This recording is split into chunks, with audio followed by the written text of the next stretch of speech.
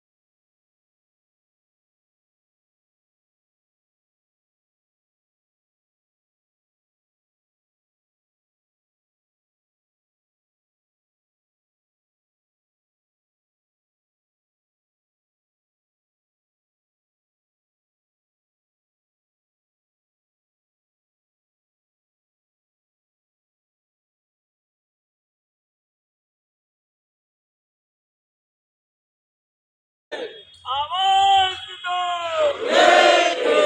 आदिवासी एकता जिंदाबाद, जिंदाबाद जिंदाबाद आदिवासी एकता जिंदाबाद, जिंदाबाद जिंदाबाद। प्रथम तो आपका स्वागत अभिनंदन आदिवासी आरक्षण मंच की ओर से। मैं आदिवासी आरक्षण मंच की केंद्रीय कमेटी का सलाहकार प्रोफेसर कमलकांत कटारा हूँ।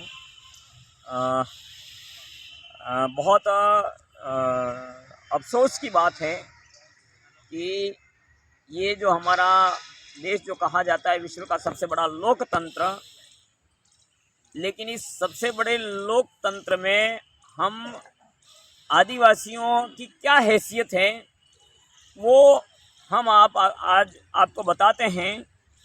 हम लोग लंबे समय से इस क्षेत्र में आदिवासी समाज के लिए अनुसूचित क्षेत्र में जनसंख्या के अनुपात में आरक्षण, राज्य सेवाओं में प्रत्यक्ष से 6.5% आरक्षण और न्यूनतम उत्तीर्णांक की बाध्यता को पूर्णतया हटाने को लेकर के सरकार से मांग कर रहे हैं। अब तक हमारे शांतिपूर्ण आंदोलन होते रहे हैं, लेकिन जानबूझ करके सरकार ने और प्रशासन ने हमेशा अड़ंगा लगा करके हमारे आंदोलन को कुचलने का काम किया है। कभी भी हमें शांतिपूर्ण ढंग से आंदोलन करने की स्वीकृति ही नहीं देते हैं। अगर हम गांवों में आंदोलन करते हैं तो वहाँ भी ये हमको उपद्रवी कह करके जेलों में डाल देते हैं। हम लोग अभी भी हम 2 महीने जेल काट करके आए हैं, 2 महीने जेल की सज़ा भुगत करके आए हैं। आज हम जब सरकार ने हमको उपद्रवी करार दे दिया, हम चाहते हैं कि हम उपद्रवी लोग नहीं हैं भाई, हम लोग इस देश के ये मर मिटने वाले लोग हैं, यहाँ के सब लोगों को साथ में लेकर के चलने वाले लोग हैं, लेकिन हम अपने समाज की बात करने वाले लोग भी हैं। तो हम इन मांगों को लेकर के 1 महीने से पूरे जिले में शांतिपूर्ण ढंग से आंदोलन कर रहे हैं। हर उपखंड और तहसील पे हमने शांतिपूर्ण ढंग से धरना प्रदर्शन दे करके सरकार को ज्ञापन भेजे हैं। अभी तलवाड़ा हमने मुख्यमंत्री को भी ज्ञापन भेजा, अभी तक हमारी कोई सुनवाई नहीं हुई। कोई हमसे 2 मिनट के इन मांगों पर बातचीत करने को तैयार नहीं है। राज्य सरकार से, प्रशासन से, केंद्र सरकार से कोई भी संवैधानिक पद पर बैठा हुआ न मंत्री, न संतरी, न प्रशासन का उच्च अधिकारी।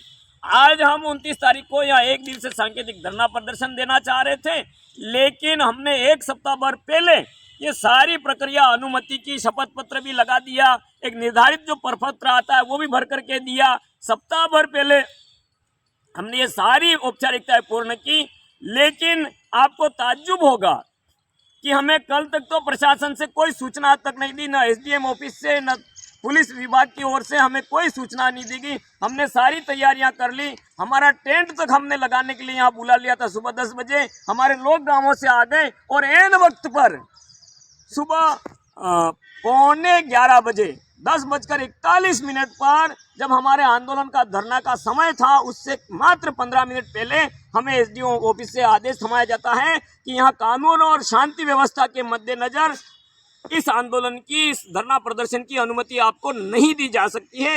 ये कह करके हमारा प्रार्थना पत्र खारिज कर दिया जाता है।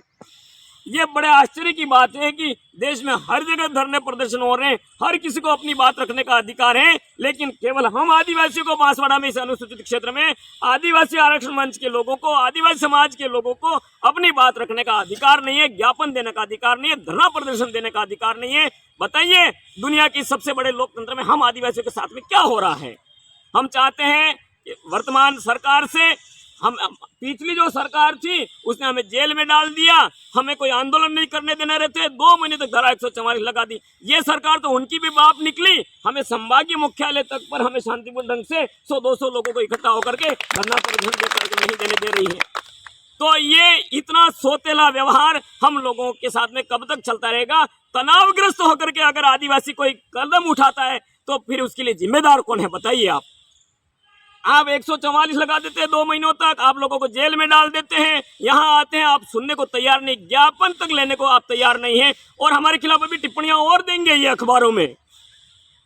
तो हमने कोई बात नहीं, इन्होंने निरस्त कर दी, हम नहीं बैठे, कुछ नहीं किया, शांतिपूर्ण ढंग से हमारी बैठक कर रहे हैं, और हम सरकार के इस कदम की निंदा करते हैं, प्रशासन के इस रवैये की निंदा करते हैं लोकतांत्रिक ढंग से। और आने वाले समय में हम कहते हैं कि सरकार हमारे साथ में इस तरह का अन्याय नहीं करे, वरना आदिवासियों को आप नक्सली कहते हो, आतंकवादी कहते हो, मजबूर आदिवासी को बताएं कि रास्ता क्या है। सरकार हमें बताए कि हमें क्या करना चाहिए अपनी मांगों को पूरा करवाने के लिए, अपनी मांगों को कहाँ रखें, हम किस माध्यम से रखें। तो ये हमारे साथ में अन्याय है। हम चाहते हैं कि मीडिया के माध्यम से देश और दुनिया तक हमारी ये बात पहुंचे, ये हमारी पीड़ा पहुंचे कि इस लोकतंत्र में हम आदिवासियों के साथ में किस तरह का सोतेला व्यवहार किया जा रहा है, कि हमें शांतिपूर्ण ढंग से हमारी बात तक रखने का अवसर नहीं दिया जा रहा है। कितने समय से आप ये आंदोलन को लेकर के चल रहे हैं? आपकी वैसे तो हम लगभग 15 साल से ये मांगे लेकर के चल रहे हैं, लेकिन इस साल हम पिछले साल 1 जनवरी 2023 से पूरा साल भर हमने शांतिपूर्ण ढंग से आंदोलन किया, ज्ञापन दिए, धरने दिए, रैलियां करी, लोगों की संख्या दिखाई, लेकिन 2 मिनट का समय सरकार ने हमें नहीं दिया हमारी बात को सुनने के लिए। और अब वापस चुनाव के बाद में हमने पुनः 1 महीने से इस आंदोलन को, हमारी मांगे सरकार तक, नई सरकार तक पहुंचाने के लिए शुरू करें। हमने जगह जगह ज्ञापन दिए, धरने दिए, और आज हमारा यहाँ था, लेकिन आज हमारे बड़े स्तर पर जो हम करना चाह रहे थे, संभागीय स्तर पर संभागीय आयुक्त को ज्ञापन देना चाह रहे थे, धरना दे करके सरकार तक मांगे पहुंचाना चाहते थे, हमें अनुमति ही नहीं मिली, हमारा गला घोट दिया गया आज। और फिर कहते हैं कि यह तो आदिवासी इस तरह के हैं, आदिवासी नक्सली हैं, आदिवासी उपद्रवी हैं, आदिवासी। बताइए हम क्या हैं? कोई तो हमें परिभाषित करे कि हम कौन लोग हैं।